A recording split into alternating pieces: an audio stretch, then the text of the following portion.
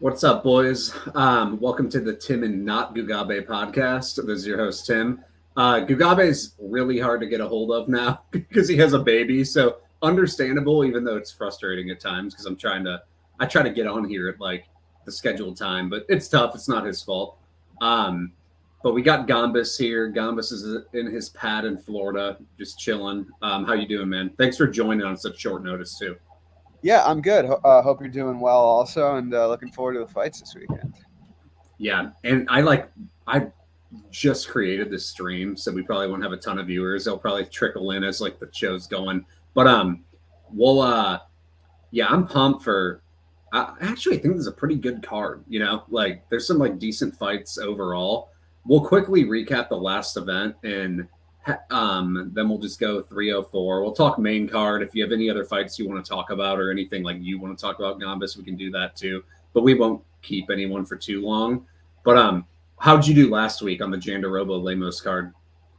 I did well. I had Thomas Peterson at plus money, and I had Oh, nice. Jandaroba, and that was it for the plays I sent out. I had under an Algio. I had a couple others. I ended up adding Carolina late, so I did pretty well. The late steam on Lemos was surprising. Like Yeah. I got on Lemos early, and the line went against me, which I was a little surprised about. But she looked good. The fight played out similar to how I thought it would, and I think similar to how you thought it would also. Yeah. What really like vindicated me there was the second that Jandaroba initiated grappling, Lemos jumped the guillotine. I was saying like all week she was going to do that. Like once you're a guillotine jumper, you're probably always going to be a guillotine jumper, and it's obviously not what you want to do against a submission grappler like Jandaroba. And then I lost on the over 1.5, and Garcia Choi ended up just they threw down. I was kind of Yeah. like I kind of felt like it was one of Sorry. you're good where the line just went too far, and so I added on over 1.5 late, and it just didn't end up working out. But yeah, overall it was a good card. I know you were on Jandaroba also, so you had similar thoughts to me there. What did you think of like how that played out? I'm assuming it was kind of similar to what you were anticipating. You're on mute still. I'm just mad I didn't go a little bigger, honestly, because like I was really like I generally don't even because I get like any fight can go anyway, and I usually am not tweeting like predictions before on Twitter. Like I have my site and I give like predictions on every fight, like breakdowns. But I was like, I think Jandaroba is gonna school her, like on the mat. Like I was saying it before. I'm kind of mad I didn't go bigger because I'm just high on Jandaroba. I think she's really good. Like, the fights she lost, I didn't think she was going to win those fights. Like, Ribas is a tough matchup. She can grapple defensively, and she's a pace merchant, like Gugabe says. And then, who is the other? Dern. It's like Jandaroba doesn't really want to go to the mat there, and Jandaroba is not going to like pull away in striking fights. And she still like had success in both those fights. But like, if you're like a girl who needs to strike and you're like okay at grappling but not great, like Jandaroba is going to eat you alive because she's really good on the mat and she has underrated wrestling. Like I think her wrestling is really tricky. And yeah, so I'm just kind of mad I didn't go a little bigger. So I was on her. I was leaning Bruno Silva, which like was lucky I didn't play it, but I mean, he ended up winning, but he was getting the shit kicked out of him, to be real. I was leaning Ogden, didn't play it. I thought he did well.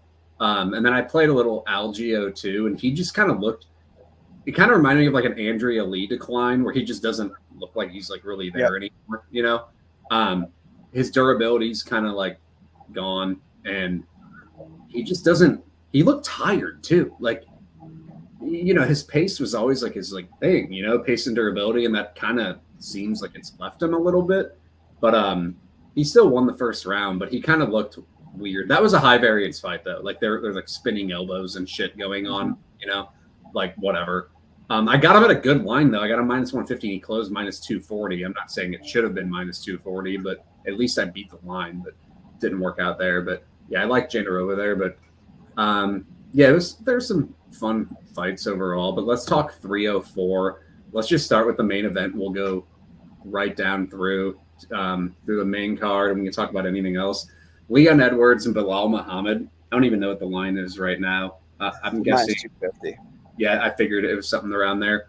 Like, I'm picking Edwards to win. It's a classic neutralizer versus like output type of guy.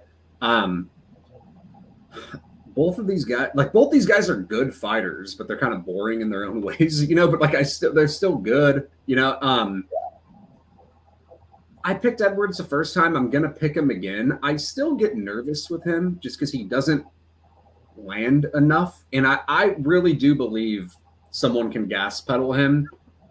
But he's really against Usman and Colby, like neither of them pulled the trigger in their last couple fights. Like whenever Usman was fighting him in Salt Lake City and was like just going after him, like I do think like you can start taking Edwards down and break him a little bit. So I do think Bilal could maybe do that, but overall, like I still think when fresh, Leon's like a more technical fighter. Like I think he's better like range tools and whatnot, better kicker, more physical, longer. I think Edwards will get off to a lead, and I could see Bilal like storming a comeback late. I could see it being like it's probably going to be a somewhat competitive decision. I'm going to pick like Edwards to win like a 49, 46, 48, 47 type of deal. But like Edwards -250 just because I still do not like his output. It's not like he lands a ton of strikes or lands a ton of takedowns, but he is a good neutralizer, is generally landing the more impactful shots, So I'll pick him to win, but not interested in the line, but I think he's a little better, and I do think the crowd will probably help him in a fight that's very likely to go to the cards. I don't even know what the odds are to go to decision, but I'm guessing it's like -200 or something. Yeah. Mm-hmm. Is that what it is? Yeah. Yeah, that's exactly. Well, I literally guessed that, but yeah. So that's kind of my like breakdown overall. I think it's just I'm not going to really play it. I feel like if you like Bilal, maybe look live because I feel like if he wins, it will be later in the fight. What about you? Yeah, so I actually bet Edwards the first time they fought, but I have nothing here. A lot of similar points to you. Where in theory, I would like betting on a guy like Bilal who's going to shoot a bunch of takedowns, who's going to look to put a pace on a guy like Leon. I just think that the athleticism edge, the striking edge, Leon's bigger than him. I think he's more finishing upside, has to warrant him a favorite. And I also think that Bilal kind of got a couple favorable matchups there. Like Wonderboy and Luque were layups. The Brady fight was probably his most impressive, and even that I feel like was a hard matchup for Brady on paper. The Burns fight, Burns got hurt in the first round, so I'm not taking anything away from Bilal. I just think this is his hardest stylistic matchup in a lot, probably since he fought Leon the first time. And Leon's not an easy guy to grapple, but I do think started. Sorry, Final spank odds. No, you're good. Yeah, I'm picking Leon. I just think his athleticism, his striking, his size is going to favor him here. He's not easy to grapple. And I also really what sold it for me was I felt like Bilal could potentially get takedowns. I don't think he's going to hold Leon down for long periods of time. Like even guys like Luque, he took down, and Luque, worked back up a number of times. And so I don't see why Edwards can't do the exact same thing. So very similar to you. I think Edwards like 49, 46, 48, 47 type of fight. Another point on Bilal, and I think you kind of hit that. A lot of his fights, he hasn't been out striking strikers in his last wins. Like Burns was like hurt and just kind of he was just sitting there, and so like Bilal just kind of volumed him up. Sean Brady is like a grappling dependent guy, and Bilal's got great takedown defense. I'll give him that for sure. Yeah. Luque, he got outlanded at distance in that fight when they were on the feet. And then it's like Wonderboy just took down Maya. He anti-grappled. Like it's not like he went against any striker and like beat them. The last time he fought a striker was Edwards and he was losing. And so that was like another point that I'm gonna make. But Edwards still, I think he's gonna win, but I'm just like he doesn't do enough for me to like separate, really. Yeah, exactly. Yeah. And it's probably going to the cards too, so it could just get weird. Aspinall and Blaydes. Like, I don't. I think it has to be dog or pass here, just because like I like Aspinall and he can, kill most of this division inside a round. Like 90% of the guys he's going to finish inside 5 minutes. There's a very good chance he just finishes Blaydes early. It's probably the most likely outcome, but he's not proven in an extended fight. Like he still isn't, like we just saw kind of like I played Volkov like plus 210, a different type of fight again, but still against Pavlovich, who is not proven in an extended fight. Volkov ended up winning. Like we know Blaydes can volume wrestle. We haven't seen Aspinall really face something like that. And we know Blaydes can fight for 15 minutes in his sleep. And Blaydes can strike a little bit too. It's like, yeah, can he get finished? Sure, but it makes it almost like a binary fight. It's like either Blaydes is going to get finished, and you better hope if you're playing Aspinall minus 400 that he gets a sub 5-minute finish, because if he doesn't, I think it's going to get sketchy, and Blaydes could certainly win. I think it's a no-brainer live bet on Blaydes. Like, yeah. It's cool. I'll let the first round play out. Aspinall may kill him, but I feel like no matter what happens, like Aspinall's going to be competitive in that first round, and Blaydes probably won't finish him. I mean, he did the first time, but we know that was an injury. Yeah. But like, I don't know. Like, I just kind of want to see what the first round happens. And if all of a sudden like Blaydes survives and we see Aspinall huffing and puffing, I might take a shot then. But like, I think I just think it's dog or pass because it's heavyweight and like extended fight, factors and whatnot. I'm picking Aspinall to win because I think he'll probably go out there and like, it's really hard to trust Blaydes, but Blaydes is still a good fighter. Like he is a good fighter. Like, and he's very capable of beating almost anyone in this division. So that's kind of where I lie. What about you? Yeah, pretty similar again. I think Aspinall is going to win, but I do think the line's gotten a little excessive. I really think the biggest difference here on the feet is like Aspinall is just so fast. And I think he's going to catch Blaydes. But to your point, like if he doesn't, do you really want to be holding minus 400 on Aspinall? Yeah. That's Probably the way not. I see it too. Yeah. Yeah. So to your point, if it goes later, we don't really know what Aspinall looks like in the later rounds. It could turn out that he's great cardio or that he's, whatever. But I'm just not willing to find out at that price. But at the same time, I do think Aspinall has a lot of win equity early. So I'm not really dying to play Blaydes pre-fight, especially just I feel like he's dropped the ball a number of times in fights where like he's had the skills to do it, Yeah, but the thing there is like you're right, but the price, like he was like minus 150 in some of those matchups, or even. No, you're right. This one, it's like, of course I don't want to play Blaydes minus 150 if he has to follow a path to victory. I'll never do it. I will never do it. I think you're an idiot if you do, but like he's plus 300 here, and there's a chance he could just like win the fight. You know what I mean? Yeah. Like he can just all of a sudden he survives, and we realize, oh, he, Aspinall doesn't get him out of there as often as we think, and then all of a sudden Blaydes is a better fighter, and like we see, like I could see Aspinall getting tired, starting to get taken down. Like who knows? Like Blaydes is still a good fighter, a good heavyweight. He has cardio, so I think waiting live is the best way to go, though. Yeah, and me too. Because I just don't feel like playing Blaydes, and he goes out there and starts slugging it out and gets knocked out, and you're like, oh my god! And everyone's like, minus 400, and I'm like, well, because he's an idiot. But all right, a fight that like is really interesting. Bobby Green and Paddy Pimblett, two of the sharper guys who I talk to who like don't have like a Twitter presence, who are good, like they're good, are like very strongly passionate on each side here. So like, and you kind of see two-way action. Green opened as a favorite, and now it's like dead even. I'll let you go first here, and then I'll kind of give my opinions on it. But what do you think about Bobby Green and Paddy Pimblett here? Yeah, so it's a really interesting fight. I think there's almost like three stories to the fight. Like one being striking defense. I think Green is so much better than Patty defensively that I have like that's the main reason I'm picking Green. Then story number two is like, well, is Green past it? Is his chin like Turner freaking took years off of his life a couple of fights ago. Even Jim Miller gave him problems early. Like, what version of Green are we getting here?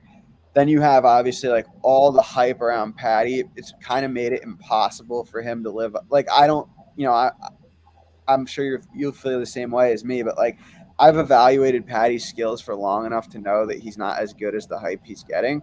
So that being baked into the price pretty much just automatically makes it Green or nothing for me. And obviously, I do have my concerns about Green. Like I said, he's got a lot of miles on him. His durability might be starting to go. If he's also one of those fighters where like if his timing and speed starts to go a little bit, it could have big repercussions because Patty does have power and Green does fight with his hands low. So if he were to get hit, it could be catastrophic. I just don't think he's going to get hit nearly as much as Patty. Patty is bad striking defense. Green's going to put up good volume.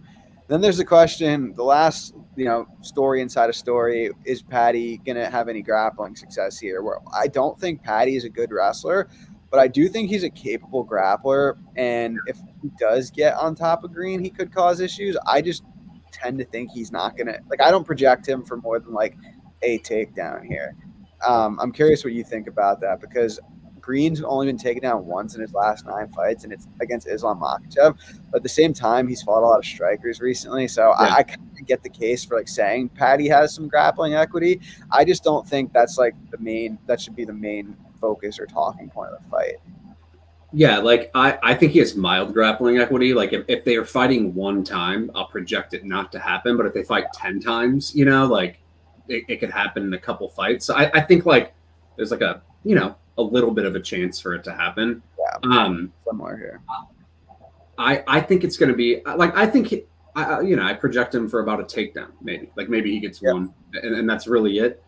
He's a good back taker though. Like he is good when he's on the mat. Green does give up his back a little bit. I could see something like that happening, but I generally think the winner of the fight will be whoever wins the striking overall. Mm-hmm. Because I just don't think Patty will do enough with the grappling. I don't think, he attempted 3 takedowns against Jared Gordon. I would say, didn't land any. I'd say Gordon and Green are pretty similar as defensive grapplers go, as far as like, they're pretty similar tier, like savvy veterans who are decent wrestlers overall.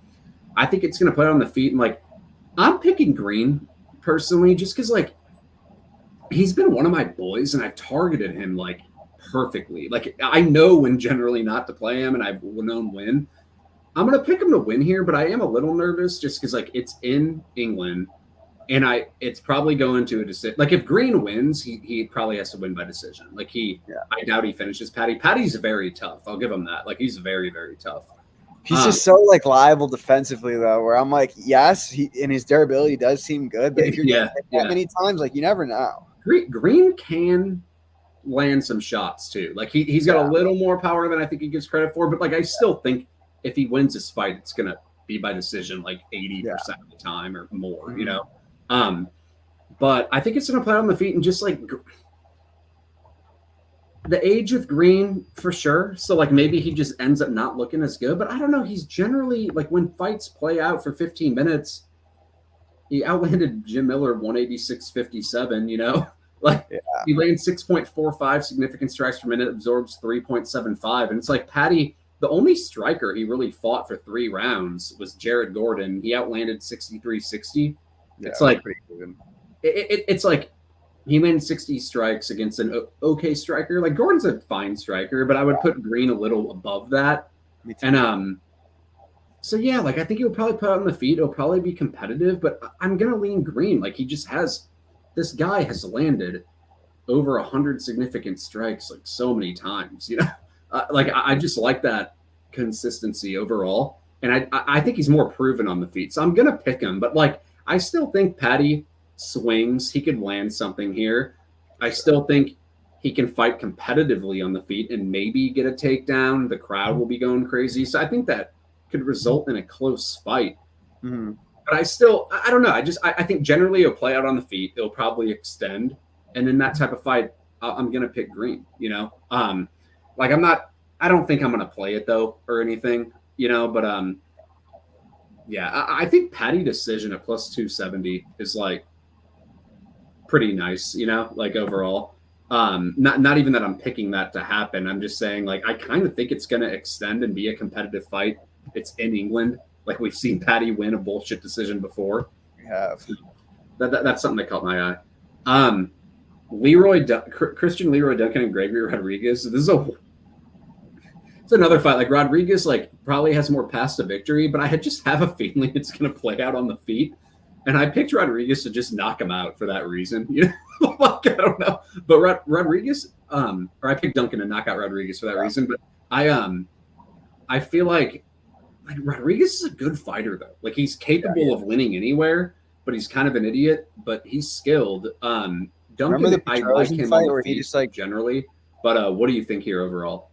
No, I was just going to say, remember the Petrosian fight where Rodriguez just, like, all he had to do was grapple from the opening bell, and he's like minus 1,000, and instead he like opened the door to a split decision and ended up losing it. It was just like hilarious. Round 3, he decides to grapple and just like owns Petrosian in the grappling, and he just decided not to do it, which is obviously a concern here. But even on the feet, this is how I see this fight. On the feet, I think Duncan's a little bit more technical, but Rodriguez is just such like a physical powerhouse that he's kind of in that. He can mix it up with anyone really on the feet, unless you're like an amazing technical striker, which like Duncan's not. Like, Duncan's pretty physical too. I guess what I'm trying to say is on the feet, I think it's like anyone's fight, and then I do give Rodriguez a little bit of grappling equity. I think that's fair. Yeah. So I favor Rodriguez, but at the same time, like you said, it's not one of the. It's almost like Blaydes. Like, you don't really trust him to take his easy path to victory. And I'm not saying that like Duncan is an awful grappler, but we've seen him get like taken down and controlled before. Yeah. So it would be smart for Rodriguez to grapple, but I think Rodriguez is a better fighter than Duncan. I just think like stylistically, there's a good chance it plays out on the feet, and I do think like I'm more worried about Rodriguez getting knocked out than Duncan. I would say, but like. You could just make the argument that Rodriguez is better and has more paths to victory, and you want to like, and he's plus 127. Like, if you want to get on that, I think that's fair. Like, I'm not just on the skills alone. I'm not interested in Duncan minus 150. No chance. Like, I could just because I could see him getting owned. Me too. But it's a fun fight. What's like the doesn't get the distance? Fight inside the distance at minus 220. I kind of like. I just feel like. This is going to be wild. You know what I mean? And I think I thought that would be wider, honestly. Me too. So I kind of like that. I would rather just play that than I'd rather play that than Duncan money line. Yeah, agreed. Yeah. Arnold Allen and Giga Chikadze, another like neutralizer output type of fight. Allen's a better fighter than Chikadze, but like. Allen is like Leon Edwards. Like, he's better than Chikadze. He is good everywhere, but he can be a little low volume at times. And sometimes he's a builder. Like, whenever he actually went for it against Max Holloway, he took the round. Like he's clearly a good fighter, and he gave Evloev like a really close fight. Like, Allen's a good fighter, but I also feel like he can let people who he's better than in a fight. And so I'm not interested in his line either. And we'll talk about some others that I am interested in, just so we can like give the people something that they want. But I could see Chikadze competing early here and Allen just pulling away late. But like, this is probably gonna like Allen has some grappling upside maybe, but he doesn't grapple all that often. He only attempts 2 takedowns per 15. It will probably play out on the feet. Chikadze can strike competitively here for like a round or two for sure. So this could be a close fight. But I do think Allen is like better. He could pull away on the mat. I think he has better cardio. And I like his overall boxing more, but Chikadze's a good striker.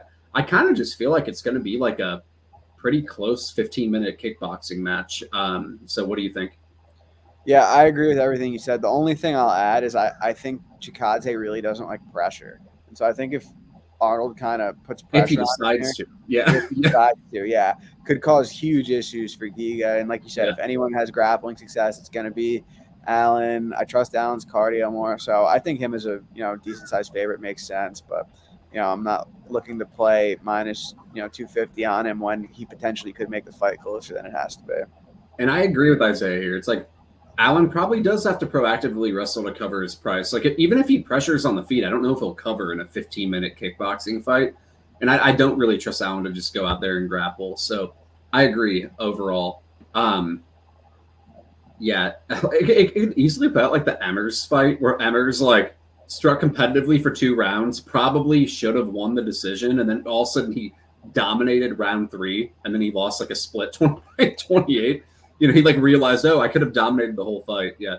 The Gregory Rodriguez special. Yeah. So we'll go on a couple more. I played Mokaev at an earlier line. He's like minus 150 now. I played him around minus 120. I was just looking into, it's a little speculation, but I looked into Kape and like, he hasn't really fought many people trying to wrestle him often. And Mokaev, it's funny, I was kind of skeptical of Mokaev early, and then now people kind of are a little less high on him. And I actually I think Perez is a really hard guy to just purely wrestle. And like, yeah, you could argue Perez won that fight. Like, it was weird. I actually thought Mokaev won that fight because round 3, like, but I feel like Perez could have easily just like landed a few hammer fists, took the round. But I feel like Perez didn't do enough in round 3. Like, the fight was there for the taking. But anyway, I feel like Mokaev, he's just tenacious with his wrestling. Like, he attempts like over 11, 12 takedowns per 15. In Kape, when he fought like Dvorak and Nicolau, they only attempted a couple takedowns, got like a decent amount of control, and then that round ended.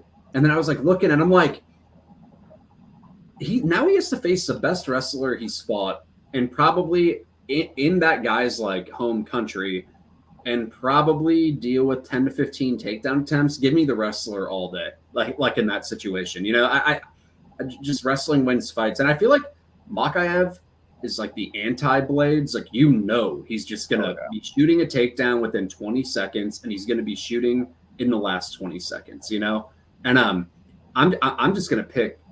I think Mokaev, like with that style, like I want that all day, especially minus 120. If he was like minus 200 or something, I'd be like, yeah, he's at a striking disadvantage. He has some physicality issues. Sure, I won't play that, but I tend to think like Kape hasn't faced a tenacious wrestler like this, and I have a feeling he's going to get drowned. And I'm going with Mokaev here. What about you? Yeah, exact same here. And it's funny, like I kind of feel so. Okay, so I'll use myself as an example. I thought that there was value on Perez in that fight against Mokaev. Yeah, agreed. And I feel like basically the difference between me and like the market here is before and after is just like how good Perez is. Because for me, it was like, Mokaev was really competitive with Perez. That's impressive to me. But to someone else, it's like, Mokaev was competitive with Perez where he was like minus 300. 100%. Yeah. So I'm actually more impressed with Mokaev now than I was before the Perez fight, if that makes sense. But to your point, it's just a basic, like, you're getting a guy who's going to attempt a bunch of takedowns against a striker at a relatively cheap price. Yeah, 100%. And I'm going with it. And just like, if Kape doesn't knock him out, I just feel like, and also Kape's low volume at times. If Kape doesn't knock him out, and he's having to deal with all these takedowns, it's going to stifle his offense even more. So he's probably got to knock him out. Give me Mokaev. And it's a low price. Like, I'm not playing minus 200, minus 250. I'm playing a volume wrestler. I got him. Dude, he was plus 110. And I was tweeting out about this like a while ago about how like there's an underdog where the line's off. Like I was referring to this fight, and I got in, I got him like minus like 110 to 120, like in that range. I didn't pull I hadn't pulled the trigger yet on that. I was kind of seeing where the line would go, and I'm like, I'm taking it, and I'm still okay with the line. So that's what happened with me. Exact same thing here. Like I thought with Mokaev, I was like, wait, do people think he's like bad now to where we're gonna get like a plus 150? So I didn't want to didn't want to tackle it yet, and I was like, but if it, I'm willing to sacrifice a little bit of price to maybe get like -110, which I'd still be okay with, to see if I can get like +150. So well, you know what it is too. Like the Jandaroba thing makes me. I just feel like there have been spots where I've been going early on these grapplers, and like prices have been going against a lot of these, especially in big fights. Like Jandaroba was a perfect example. Like it just wasn't an efficient line at close, and people were just like smashing lamos. And I didn't understand it. And I was like, maybe that'll happen here. People were calling Kape like the next champ type of thing, and Mokaev's coming off of a close fight, when a fight he was a big favorite yeah, in. So yeah, I mean, I was wrong. The price, obviously went towards Mokaev, but I was kind of hesitant. I'm like, it's happened to me a couple times lately where, I feel like I have a pretty big edge on these grappling fights, and, the lines are like the market's disagreeing. So I was like, all right, let's just see what the market does here. I ended up taking, -107 or -110, but I only, like, I ideally wanted to get down about twice as much as I did. So I was kind of like, I'll take half my position early and then see what happens with the price. And it just never really came back. So I ended up with a smaller bet on it than I anticipated. Yeah. No, that's fair. But I went Mokaev here, and it sounds like you're on the same page. Is there any other fight you or anyone else want to talk about, or like if you want to talk about a bet you have like other on the prelims? Other than that, we've been on for like a half hour. We can go soon. So yeah, I just the first bet I made on this card, I tipped Mick Parkin at -215, and the lines went up a lot, and I kind of just think he is a big favorite in this spot. Takedown should be free. On the feet, Brzezinski's more of just like blind volume than anything. And yeah, Parkin, I think, could take him down at will here. Fair enough. That's like only a couple more fights I have to tape, and that's one of them. I know both those guys. Yeah. So fair enough. Like I bet Brzezinski against like Walter Walker or whatever his name is like a big underdog. And I feel like this is just like a much harder fight than that. Like, I think off the top of my head, I think Walter got him down every time he tried besides one. And I think he controlled him for like 8 minutes. And I just think Parkin's like a much better version of that. Yeah. There's one fight I want to talk about, but I just like don't. The line's getting too good, but like, Preston Parsons, like, why is he -135? I think he's going to roll this dude. Like, Oban Elliott, like I was reading my breakdown before the Woodburn fight, and I was like, this guy's a fraud. Like, I basically wrote that, and I was like, but I think he's going to win this fight, which is great. Mm-hmm. I didn't think he looked very good in that fight. I just think Woodburn's awful. He was able to get a bunch of body triangles and hold them. He got hurt. He got taken down a couple of times. Like, dude, Preston Parsons is way better than him, like everywhere. Like, I think he's better, like in literally every area of the sport. And I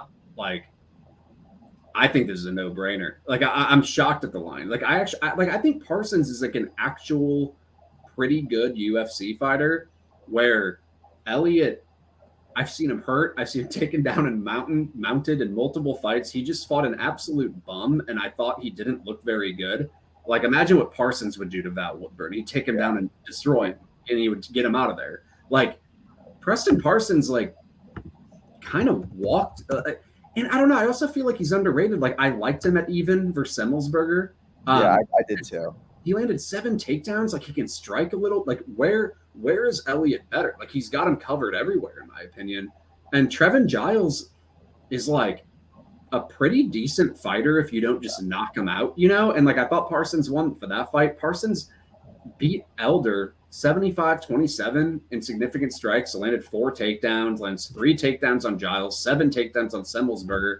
Now you're going against Elliott, who just gave up 2 of 2 takedowns, surrendered against him. We've seen him taken down and mounted on the regionals against bums. Like, Parsons, and it's not like Parsons is -200. He's -135. I think it's an absolute no-brainer, and I'm on him. I don't know if you looked at it, but I think I've been shocked at the line. Like, I was willing to play -170, and I didn't hit it, and it just kept going down. I was like, all right, now I'm going.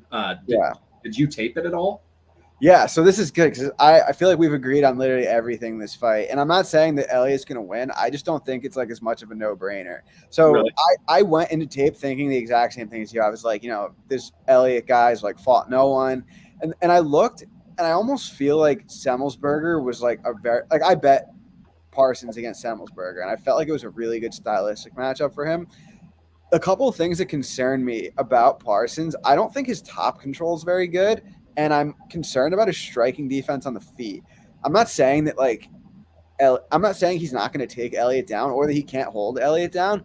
I just almost feel like it's not the consequences aren't always there when Parsons gets a takedown. Because Semmelsberger, for example, like if you get on top of Semmelsberger, like you should roll him, and Parsons won that fight easily, but I think Semmelsberger got up like a bunch. Whereas like I feel like if Elliott potentially like gets on top in a scramble, although I know he's not as good of a wrestler, I feel like he could possibly control Parsons more. And again, I'm not saying he's gonna, like, I didn't bet Elliott or anything. I'm just saying like I don't necessarily think it's like a layup for Parsons. And on the feet, like could Elliott kind of stay on the outside and just like win a tepid decision? Like Parsons, his power on the feet's good. I just don't think. All right, I'll give you an example. When I bet him against Semmelsberger, every time they exchange, I'm like nervous because I feel like he's always one shot away from getting hit hard. Not that, again, he's durable. He has power himself. I just don't really like his striking defense. And on the mat, I was hoping for a little bit better top control. So long story short, I ended up passing. So I know that's not even like a real disagreement, but those are just some concerns I had on the Parsons side.